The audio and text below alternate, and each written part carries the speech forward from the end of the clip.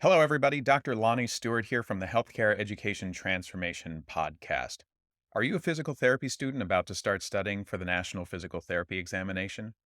Or maybe you're a professor, a program director, or clinical instructor who teaches DPT students preparing for the NPTE? Either way, we would recommend checking out our sponsor, NPTE Final Frontier, and the community they've built around preparing for and succeeding on the NPTE. That exam and the preparation that goes along with it can be long, tedious, difficult, and stress-inducing, but it doesn't have to be. NPTE Final Frontier has the tactics and resources to help address all of the usual barriers. They even have scholarships to help with NPTE study courses, FSBPT registration fees, and even research opportunities. And if that's not enough, they're even donating to the very first annual HET Podcast Scholarship to be awarded at the end of every year. Go to npteff.com for all of the details and use code HET for 10% off all purchases. Links to both the NPTE Final Frontier and their scholarship options are available in the show notes. And now, let's get ready to learn. Hello, everybody, and welcome to another episode of the Healthcare Education Transformation Podcast. I'm your host, Dr. F. Scott Field, and I've got with me today very special guest, a longtime friend, mentor of mine, hero of mine, somebody who taught me when I was coming up through the ranks, and it was still a master's program way back in the dinosaur days. One of my former professors, Dr. Blaise Williams. Blaise, how the heck are you, man? Awesome, Scott. Thanks for allowing me to spend some time with you today. Really happy to be here. Yeah, this has been a long time coming. I'm so excited for this. I've been waiting forever to show people a path that physical therapists can take that is a little bit outside the box. And I love how you got there. So tell us a little bit about your educational background, how it led you to where you are today. Like you said, it's not a linear path. My undergraduate was in biology, environmental science. I thought that I was going to become the next Jacques Cousteau and spend some of my life on the seven seas, diving below, and trying to understand how the earth and the sea interacted. I did that for a little bit. Actually had some research positions after college, but like many research labs, funding becomes difficult, and so when that funding dried up, so did my position, and so I came back home and was put into position to where I had to get a job, and so prior to going to college and in college, I was a water safety instructor, taught swimming lessons, and also taught people to become lifeguards. And so one of my former students' parents was working as a physical therapist at our local hospital and said, "Hey, there's a job in physical therapy. Would you like to come and become a tech?" And I said, "Great. It sounds great," because I needed the money. And then my next question was, "Hey, what's physical therapy?" Because I didn't know. And so I went and I worked in a hospital and I did all the, went total joint replacements, strokes, people, wound care, pediatrics. I saw sort of the breadth of what physical therapy was at that time. And I said, "Hey, this is pretty cool. I like this. I'm going to apply to school." I had most of the prerequisites I needed. I applied to school. Fortunately, I was able to get in. Back like you, back in those days, it was a master's program. In fact, that program, I went to University of Maryland. That program was just transitioning from a bachelor's to a master's. So after my first year, I actually received a bachelor's in physical therapy, which didn't allow me to do anything, but I had that second degree. While I was in physical therapy school, wasn't really totally able to shake that research bug that I had from undergraduate. And a lady named Mary Rogers came to be faculty there. She was a biomechanist who had trained under Peter Kavanaugh, who was a well-respected researcher at Penn State and did a lot of the early running related research. But she was a biomechanist who studied all kinds of things: running, diabetic foot pathology, upper extremity biomechanics, and people who are doing wheelchair propulsion. And so I was just interested in the work that she was doing, and so I went to work in her lab. Long story short, I graduated from PT school. under her sort of mentorship was it really encouraged me to go and get my PhD, which I did. Did my PhD at the University of Delaware under a lady named Irene Davis, who a lot of people know her work, and she did a lot of running related research. And so was able to start to understand running and running related injuries, running related performance and biomechanics. And that was kind of where my education, or at least my formal education, ended before I went on to take my first faculty position at East Carolina. Yeah, so let's talk about the next phase.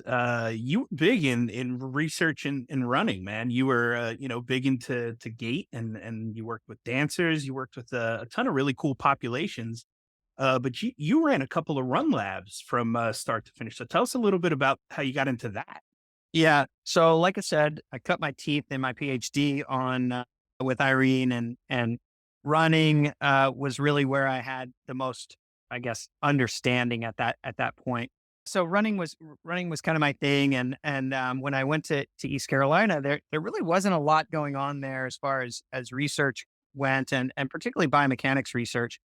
So I was able to work closely with the faculty that was there, and work with the dean at that time to get some space in the building that we were in, and create a biomechanics lab there.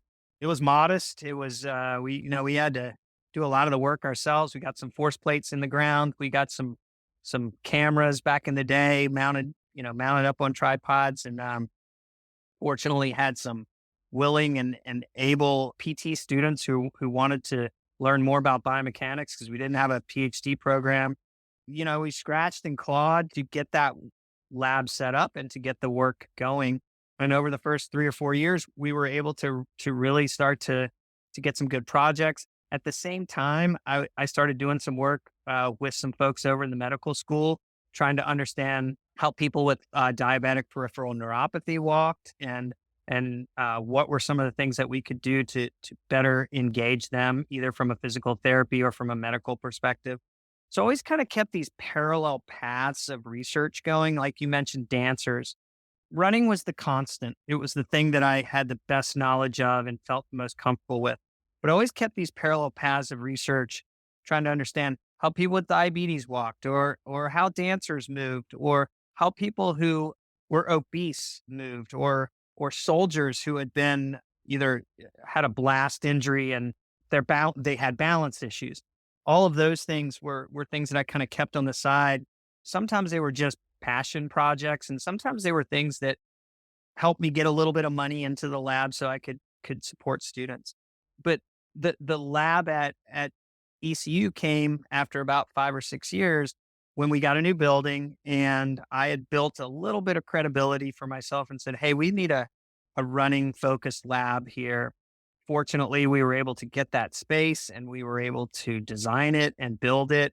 And we had a very large space that allowed us to study running, but also allowed us to study all of these other things, and collaborate both within the department, across the School of Health Science, and then outside of that school. Yeah, that new building came the year after I graduated, mind you. Yeah. So Yeah. You thanks, missed out thanks on for that.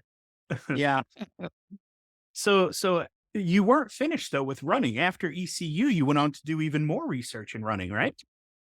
I did. So, I was at ECU for 12 years, had a great stint there, and left not under bad circumstances, but my family, we had a young family at that time, and the rest of my extended family was in the Richmond, Virginia area.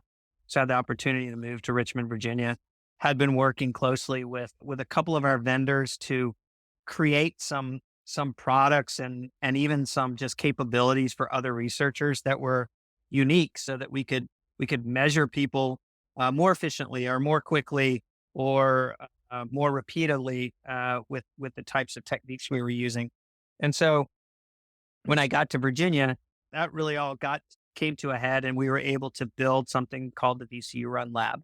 And that was a lab that was research at its core, but we served the community. We served the athletics department.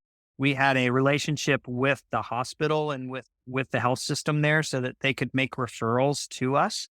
And then we had relationships with other sort of customers in the area.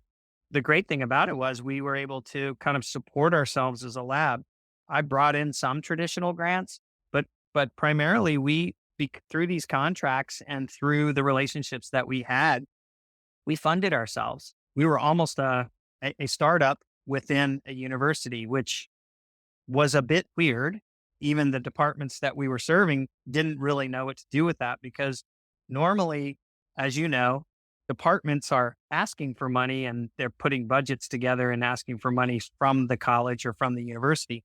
We were actually bringing in money and they didn't know what to do with that money. Well, what do we do with this, right? Yeah, no one's ever made money for us. I worked through my department chair and through the other department chairs that we were associated with, so that money could go back into funding supplies we needed, computer resources we needed, funding travel for students, funding research projects for students, funding students to actually come through the lab. So we actually just basically functioned as a startup nonprofit where we just put the money right back into the lab. And that was great. We worked with local run clubs. We worked with small high school groups that came through. There were multiple people. There were people coming from Florida and internationally, like Olympic hopefuls that were coming through there. So it ran the gamut from people who were just starting to want to run their first 5K, all the way to people who were competing in the Olympics. And it was an incredible adventure for sure. Yeah. I mean, you just don't hear that kind of model. You really don't. So, I mean, to me, it's just like amazing. I mean, absolutely awesome that you can take something like that and turn it into what you did. I mean, like you said, just an incredible experience. And I noticed that you're wearing your swoosh on your golf shirt there. Tell everybody what you're doing now for your occupation. Still got the Yeah. physical therapist and PhD credentials, but what are you doing now? What's your title? Yep. My title is Director of Field Services within the Nike Sport Research Lab. So the Nike Sport Research Lab is a sports science lab made up of around 100 people. It's the largest sports science lab of its kind within industry, focused on serving our athletes as well as creating better product for everyday athletes and for the athletes that are our sponsored athletes. My role is to take all that expertise, or at least represent a lot of that expertise, and create services that serve the everyday athlete. So a lot of the people that are working in the lab, or a small group of people that work in the lab, serves our elite athletes. So if LeBron comes into the lab and needs something, we have people that serve him, and we give him the best service there is, from biomechanics expertise, physiological expertise, psychological expertise, you name it, dietitians, whatever it takes. And my job is in part now to leverage some of that knowledge that we have of 40 years of serving these types of athletes and bring it to people every day, primarily runners. That's awesome, man. And again, keep in mind, this was from physical therapists to now bigwig in sports science for one of the largest corporations in America. I mean, I love that. I love the journey. I love the story. What kind of advice would you give for people in the healthcare field that maybe are considering going a different path and taking a different route? One of the things that I still love doing, and I've always gotten to do as part of my career, is to talk to people who are interested in going to physical therapy as a profession. Yesterday, I had a 16-year-old who I sat down with for an hour and talked to him about physical therapy as a profession. And I always end up saying the same thing is I think that I truly believe that physical therapists have the best understanding of the human body and how the human body moves in everyday society. And all physical therapists are trained to assess that and, monitor that, and then bring people back to full function. So we are fully, absolutely the best at understanding that. And so my advice oftentimes to young people and then people who are even looking outside of that is if you become a physical therapist or you are a physical therapist, believe that you are the best at understanding human movement and how humans interact with their environment. And now for a quick shout out to our newest sponsor, Varela Financial. If you're a physical therapist and you have student loan debt, you got to talk to these guys. What makes them unique is that they view financial planning like running hurdles on a track. And for PTs, the first hurdle many of us run into is student loan debt. Varela Financial will help you get over that hurdle. They not only take the time to explain to you which plans you individually qualify for and how those plans work, but they also take the time to show you what your individual case looks like, mapped out within each option. So if you're looking for help on your student loan debt or any area of personal finances, we recommend working with them. I use Varela Financial personally, and they were able to help me lower my student loan repayment from about $1,800 a month down to about $135 per month simply by finding the right repayment plan that best fit me, my family, and our life goals. You can check them out at varelafinancial.com. Link is in the show notes if you need it for reference, and tell them the HET podcast crew sent you. And now back to the show. And that anybody who needs to have information about that, you are of value to them. So Nike specifically, who wants to understand how to make the best shoes and sportswear apparel for people, they need to understand how people move. So having a physical therapist who is somewhere in that process, whether it's doing research or whether it's advising how these products get in the hands of those individuals, I think is crucial. So I don't think there's any limitations to just because you're a physical therapist doesn't mean that you have to be treating patients all the time. If that's what you love, then you should do that. But the knowledge that you have as a physical therapist allows you to interact with tons of different organizations. Yeah, I love that. I think one of the things that I've realized over the years is that not only physical therapy school, but then, into my terminal degree, my educational doctorate, like there's skill sets that we learned along the way that don't even pertain to physical therapy that are just good to have for any job, right? Time management, prioritization, project management, right? And interaction, Yep. soft skills and communication, right? All of these things set you up to be really successful at anything you do. Then you throw our Mhm. knowledge of the human body and movement in there, and Yeah. the world is your oyster, man. I mean, you can do anything. And so I Yeah. think me personally, just what I'm feeling and hearing and seeing in the future a little bit as we move, into these other options, population health, I think is going to be a really big, part for physical therapists to kind of fit into, trying to help, people a little further upstream and trying to teach them how to stay healthier and move better and, do things before we get sick and injured and, have these issues. And I think that, we as physical therapists need to start having a place at the table when it comes to discussions like this, right? When it Yeah. comes to movement science, when it comes to biomechanics, when it comes to population health, all of these options are out there for us. We just need to realize that we're the only ones that really need to give ourselves permission to do it, you know? Yeah, totally. Think about this, Scott. I don't know if you're an Apple person, but if you have an Mhm. iWatch on your wrist right now, it's monitoring the way that you move. It's monitoring your health. It's monitoring a lot of things. And more, there are things that we wear or that we interact with that are monitoring how we move.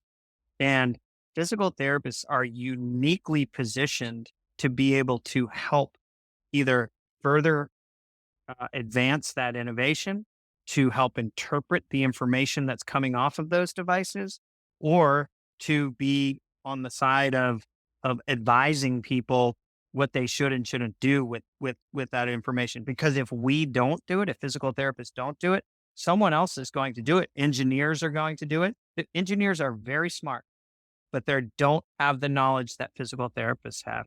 Physicians are very smart, but all physicians do not have the knowledge that physical therapists have.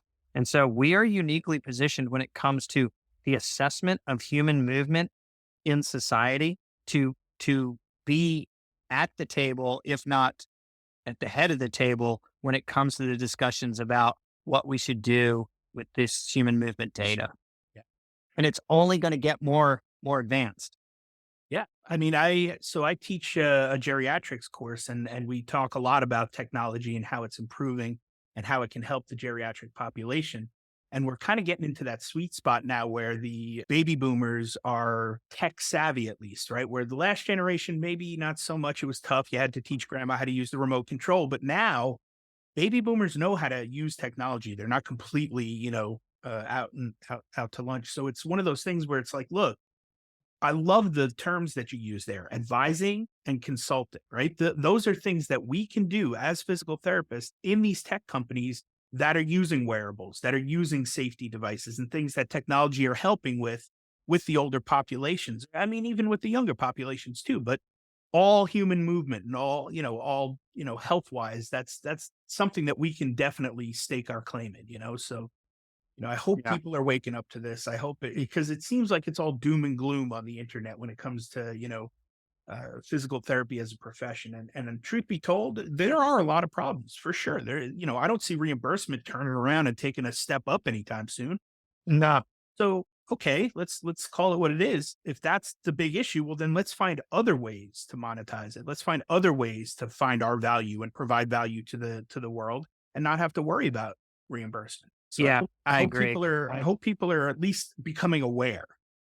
As a young person, it's a lot easier to do the physical tasks that are necessary as a physical therapist, right?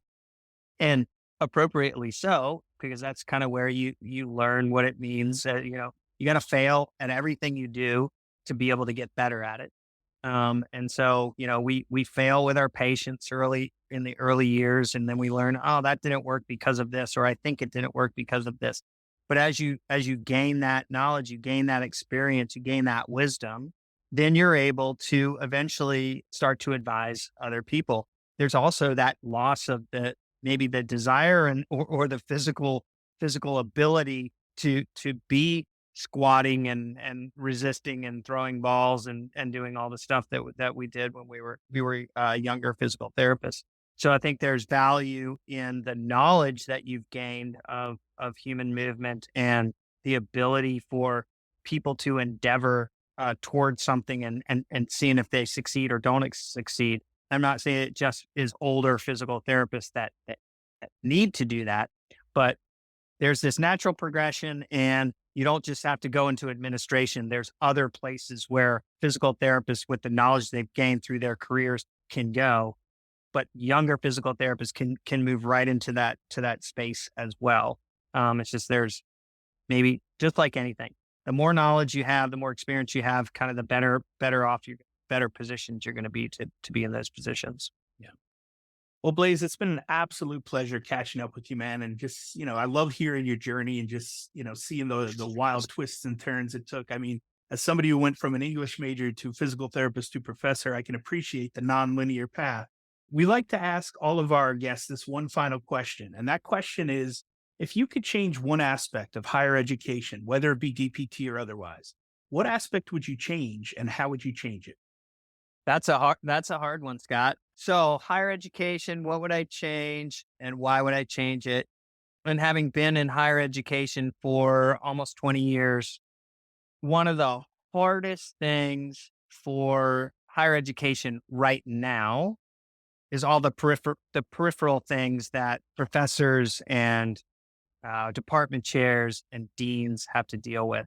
In some ways, I bragged a little bit earlier about we set up a business within the university, and they didn't know how to deal with that. I think universities have become big businesses, and the focus on education has become I don't want to say lost, but maybe not quite at the forefront of what we're doing. The monetization of what higher education is is hard to manage.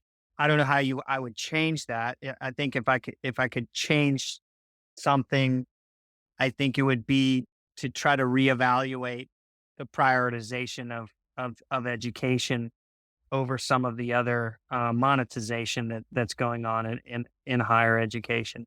my time in higher ed was good for me personally. And I think being a professor in a graduate program, I was a bit spoiled because we did have smaller classes and we did have the ability to spend a lot of time with our students. But I know and so I would like to think that our students got a lot out of the money that they paid for their education, because they got that one-on-one time and they got a meaningful skill as they came out.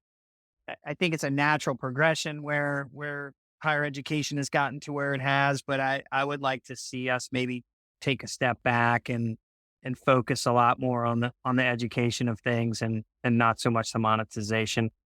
Well, and that goes for healthcare too, right? I mean, it's become big business. It's healthcare has become more of a business than it used to be as well. So, like you said, it's kind of all trending toward that natural progression towards more capitalism.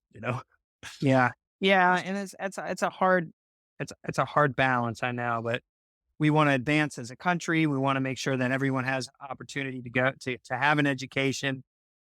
At the same time, where do you set the criteria for what higher education is, and then is there an actual financial barrier to people doing that, and then should everyone and does everyone deserve that degree? It's a really messy sort of thing, and what happens, I think, is it ends up washing out a lot of the degrees, and so you get maybe part of what's happening here, at least in physical therapy, is there's a lot of physical therapy schools out there. We're educating a lot of physical therapists. There's a need for sure, but have we flooded the market now with physical therapists? I don't know the answer to that. You might probably know that answer better than I do. Not yet, but I'll tell you what, Yeah. we're at a rate of new PT schools opening up at 4 or 5 per quarter right now.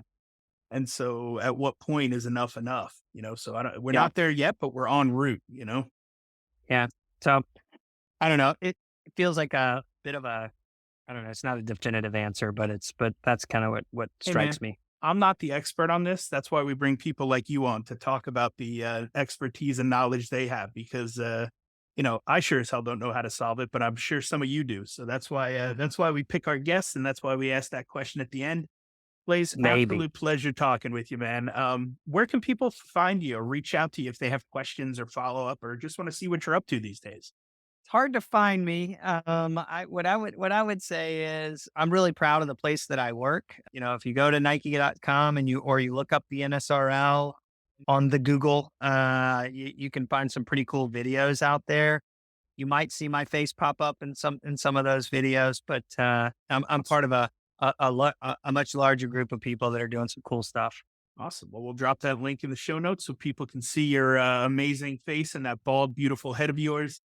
Blaise, always a Yeah. pleasure, man. Like I said, I can't thank you enough for taking your time to come on here and share your story with us. It was really good time. Thanks, Scott. Well, I hope that episode was entertaining as much as it was informational and educational. If you enjoyed this episode or any of our past episodes, we ask you to please subscribe to the podcast and leave us a rating and review. And please share out the episodes to those who you feel may be able to benefit from them. We also urge you to follow us on all social media platforms at HET Podcast and let us know what topics or experts you would like to hear from in future episodes. And just as a reminder, none of the information on today's show should be considered medical advice. It's simply infotainment or edutainment to help educate our audience. For medical advice, we always advise you to reach out to your preferred medical professionals, and we'll see you on the next show.